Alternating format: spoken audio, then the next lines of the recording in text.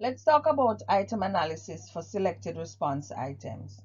Selected response items present the students with a set of possible responses or options from which they should select the most appropriate answer. Item analysis is done to assess the effectiveness of teaching strategies. It is a tool used to increase test effectiveness. It identifies the area of weaknesses in the student's learning. It also identifies areas of weaknesses in the construction of test items. It ensures that the teacher has reliable data when constructing a test on the same subject matter, and it examines students' responses to individual test items. There are several steps in conducting item analysis. Step 1. After scoring the papers, the teacher is expected to rank them in order from the highest to the lowest. Step 2. Divide the papers into a high group and a low group and set aside the middle papers. Example, in a class of 30 students, select the top 10 and the bottom 10 and set aside the middle 10. For each item, tabulate the number of pupils in the upper and lower group who selected each alternative.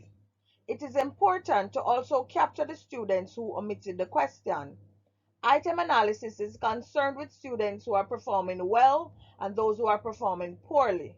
Let us look at an example for a multiple choice item analysis. In this table, 10 students from the upper group, all the students selected B as the correct response, and therefore no other student would select the other options. In the lower group, 5 students selected the correct answer B, 2 selected option A, 2 C, and 1 D.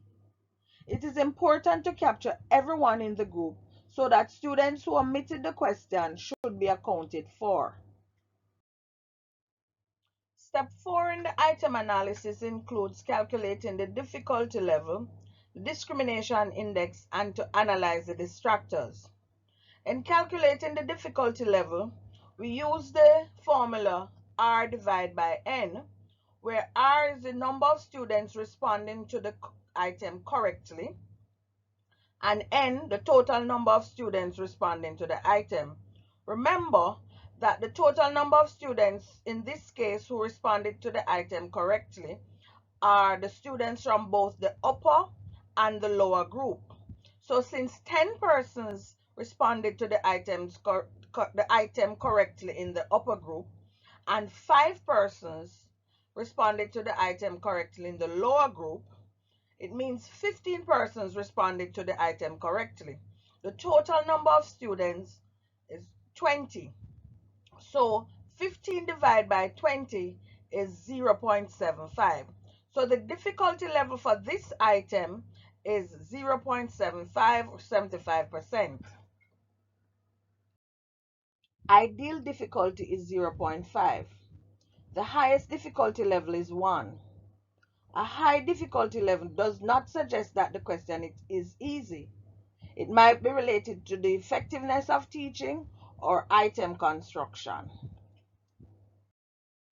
In calculating the discrimination index, the formula used is RU minus RL divided by half N, where RU is the total number of students who answered the item correctly from the upper group, and RL is the total number of students who answered the item correctly from the lower group.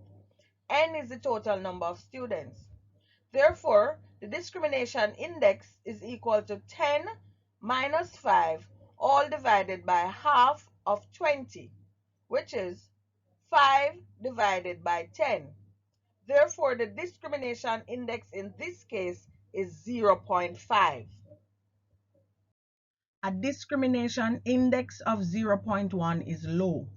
The highest possible index is 1. This will occur if all students in the upper group answered the question correctly and all students in the lower group answered the question incorrectly.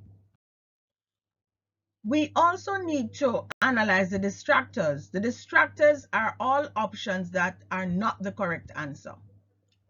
We assess the selection of each distractor by the students.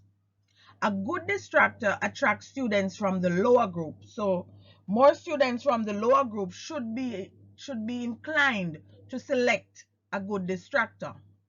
If too many students from the upper group selects a distractor, it should be revised as it suggests that it is ambiguous and too many students who are doing well normally are seeing this particular distractor as being an answer or the correct answer. So it means that it needs some amount of revision in another test if you decide to use this question.